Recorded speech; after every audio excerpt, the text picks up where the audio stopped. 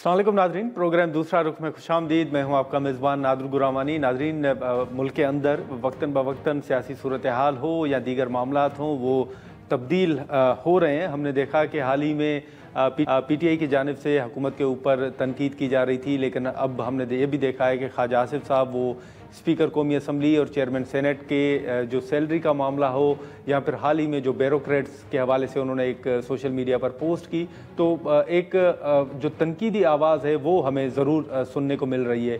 दूसरा, हमने कौमी असम्बली के अंदर ये देखा कि नवीद कमर साहब ने जो आर्डीनेंस इशू किए जा रहे हैं उन पर भी एतराज़ उठाया था। अब आर्डीनेंस के मामले पर कहा जा रहा है कि वो तो जरदारी साहब के जानिब से जारी किए जा रहे हैं, तो फिर पीपल्स पार्टी को इस पर क्या एतराज़ात हैं।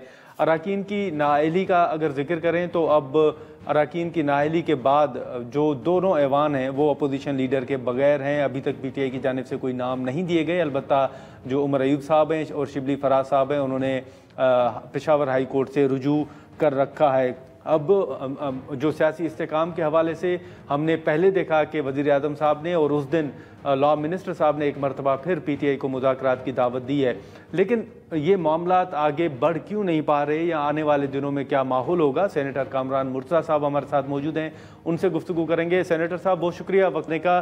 सर, ये जो मुज़ाकरात के हवाले से बात चलती है, PTI बात करती है, फिर हुकूमत दावत देती है, आपकी नज़र में सर ये मामला फिर आगे क्यों नहीं बढ़ रहे? रुकावट कहाँ पर है? रुकावट दोनों तरफ संजीदगी नहीं है।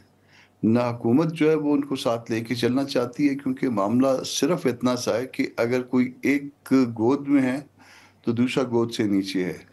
जो दूसरा अगर गोद में आएगा तो वो फिर पहला जो है गोद से नीचे निकल जाएगा। तो ये इसमें दोनों का जो है वो मफाद यहाँ पे क्लैश करता है। तो इसलिए दोनों फरीक जो है वो जिधर जिधर खड़े हैं वहीं पे खड़े रहेंगे और मज़ीद नज़दीक नहीं आएंगे। ये ठीक है, वो बात करना चाहेंगे, कहने की बात लोगों को कहेंगे कि हम बात करना चाहते हैं, मगर अल्टीमेटली जो है ना वो इन दोनों के मफाद में शायद नहीं है कि वो आपस में बात करें। लेकिन सर, आप ओवरऑल सर ये जो हाल ही में फैसले आ रहे हैं या मुज़ाकरात नहीं हो पा रहे, ये जो सज़ाएं हैं, इनका इम्पेक्ट कामरान साहब आपको सर क्या नज़र आ रहा है? ये फैसले गलत हैं, दुरुस्त नहीं हैं, और जो कुछ भी किया जा रहा है इस वक्त, बाकी रही सही जमहूरियत तो खैर इस मुल्क में अब नहीं रही, बाकी तो जितनी रह गई है उसके साथ जो उस जमहूरियत का भी जो मुँह काला किया जा रहा है वो आपके सामने है कि जिस तरह लोगों को डी-सीट कर दो, पहले सजाएं दिलवा दो, फिर उसके बाद डी-सीट कर दो। अभी तक कोई अल्टीमेटली जो है ना कोर्ट से जो है ख़त्म नहीं हुए हैं बातें। उसकी दो कोर्ट्स एटलीस्ट रहती हैं, हाई कोर्ट रहती है, सुप्रीम कोर्ट रहती है, मगर उनको डी-सीट कर दो और उसके बाद मेजॉरिटी किसी और पार्टी की बन गई। अब इस वक्त हाउस में जो है ना वो कंपोजिशन भी तब्दील होना शुरू हो गई। तो आप गवर्नमेंट में भी बैठे हैं, आप अपोजिशन में भी बैठे, तो ये जो कुछ हम कर रहे हैं इसके पूरे निज़ाम के ऊपर पहले ही लोगों का एतमाद नहीं था, मज़ीद एतमाद जो है ये ख़त्म हो रहा है। अच्छा, लेकिन कामरान साहब, ये जो एक बहस मुल्क के अंदर चल रही है और वो 26वीं आईनी तरमीम के बाद 27वीं आईनी तरमीम के हवाले से, हुकूमत के इस हवाले से मुतज़ाद जो बयानात हैं वो सामने आ रहे हैं। कभी एक वज़ीर कहते हैं कि इसी पार्लियामेंट की मुद्दत के दौरान 27वीं आईनी तरमीम आ सकती है, कभी वो कहते हैं कि अभी कोई इस पर बात नहीं हो रही। आपकी भी सर मुलाकातें होती होंगी, यकीनन आप पार्लियामेंट का हिस्सा हैं, कोई इस तरह की मूव आप देख रहे हैं कि हुकूमत जा रही हो 27वीं आईनी तरमीम की तरफ? कोई बज़ाहिर ऐसी मूव नहीं है, मगर बज़ाहिर मूव जो है वो नज़र इसलिए भी नहीं आती कि कोई जो अमेंडमेंट्स हैं वो यहाँ पे इनके पास बनती भी नहीं है। कहीं और बनती हैं, कहीं और बनाई जाती हैं, कहीं और से लाई जाती हैं, और देन जो है ना वो इनके हाथ में पकड़ा दी जाती हैं और ये फिर उसके पाबंद होते हैं कि इसको जो है ना कैरी करवाएं।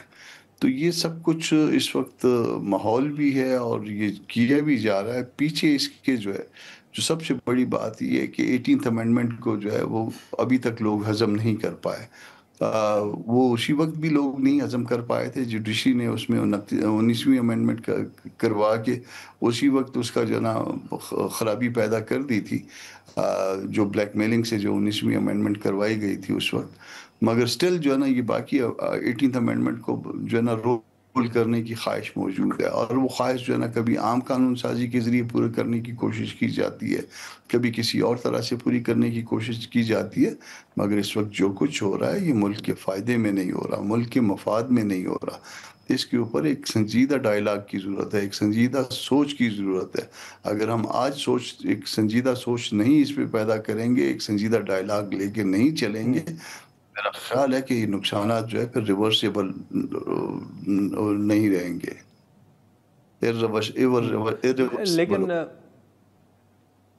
جی لیکن سینیٹر صاحب، حال ہی میں آپ نے دیکھا کہ وہ زائرین کے حوالے سے ایک حکومت کا فیصلہ آیا، محسن نقوی صاحب نے جو بلوچستان کے دورے کے بعد ایک وفاقی حکومت کی جانب سے اقدام نظر آیا ہمیں، وہ ایک صورتحال ہے بلوچستان میں، اور انٹرنیٹ کے حوالے سے بھی کہا جا رہا ہے کہ پتہ نہیں کتنے دن مزید بند رہے گی۔ پھر خیبر پختونخوا کا اگر آپ ذکر کریں تو طلال چودھری صاحب نے کل ہی ایوان کے اندر یہ کہا کہ وہاں پر نیا آپریشن تو نہیں ہو رہا، لیکن دہشت گردوں کے خلاف کارروائیاں کوئی نہیں روک سکتا۔ اسد کیسر صاحب نے یہ معاملہ اٹھایا تھا۔ آپ سر کیا دیکھ رہے ہیں؟ خیبر پختونخوا کے اندر تو جرگوں کے حوالے سے بھی خبریں آ رہی ہیں۔ اس وقت صورتحال یہ ہے کہ تقریباً جو ہے نا وہ میجورٹی آف ایریا جو ہے بلوچستان کا، آپ اس میں ٹریول نہیں کر سکتے ہیں، کہ سرکاری طور پہ جو ہے نا وہ 5 بجے کے بعد ٹریول کرنا کوئٹہ سے باہر جو ہے نا مختلف علاقوں میں، یہ تقریباً آپ اس کو منع سمجھیے۔ ایون پشتون علاقوں میں بھی جو ہے نا اس وقت صورتحال اس سے ملتی جلتی ہوتی جا رہی ہے، بلوچ علاقوں میں پہلے سے تھی، اور کل بھی میں 14-15 لوگ جو ہے اس میں فورسز سے شہید ہوئے ہیں۔ یہ اس کا مقابلہ، مطلب جو میڈیسن جو تجویز کر رہے ہیں، وہ میڈیسن جو ہے وہ مزید جو ہے نا وہ صورتحال کو خراب کر رہی ہے۔ جب وہ میڈیسن جو ہے صورتحال کو مزید خراب کر رہی ہو تو آپ کو میڈیسن بدلی کرنی ہوتی ہے، مگر یہ میڈیسن کو اور جو خراب کر رہی ہے اس کی مقدار بڑھاتے ہیں، اور اس کا نتیجہ جو ہے وہ مزید شہادتوں اور مزید اموات کی صورت میں نکل رہا ہے، جو بالکل جو ہے درست نہیں ہے۔ زائرین جو ہے وہ تو ٹریول نہیں کر سکتے تھے، ایک عام آدمی جس کو کام پڑ جائے، کوئی کسی صورت میں، کسی نے کراچی جانا ہو، کسی نے پنجاب جانا ہو بائی روڈ، کسی نے اسلام آباد آنا ہو بائی روڈ، وہ شام میں نہیں نکل سکتا، اور بڑی مشکل سے جو ہے نا وہ اگر دن میں بھی جو ہے نا وہ نکلتے ہیں تو اس کے پیچھے جو ہے نا آپ کو آدھا قرآن شریف پڑھنا پڑتا ہے کہ اللہ اس کی حفاظت کرنا۔ نہیں، لیکن کامران صاحب، آپ کو یہی صورتحال سر خیبر پختونخوا کے اندر بھی نظر آ رہی؟ کیونکہ ہم نے حال ہی میں ایک خبر یہ بھی دیکھی کہ وہاں پر ٹی ٹی پی کے ساتھ بھی مذاکرات ہوئے ہیں۔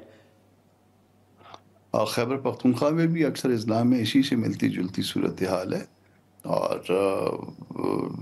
اس میں کوئی ابھی تک کوئی بہتری نہیں ہوئی ہے۔ اگر یہ مذاکرات کرنے ہیں تو مذاکرات کے لیے الگ سے ماحول بنانا ہوگا، اور مذاکرات کرنے والے لوگوں کو جو ہے نا اس میں ڈالنا ہوگا۔ یہ جو اس وقت موجود لوگ ہیں وہ شاید وہ اس پوزیشن میں نہیں ہے کہ ان سے کوئی بات چیت بھی کر کے اور کوئی نتیجہ نکال سکے۔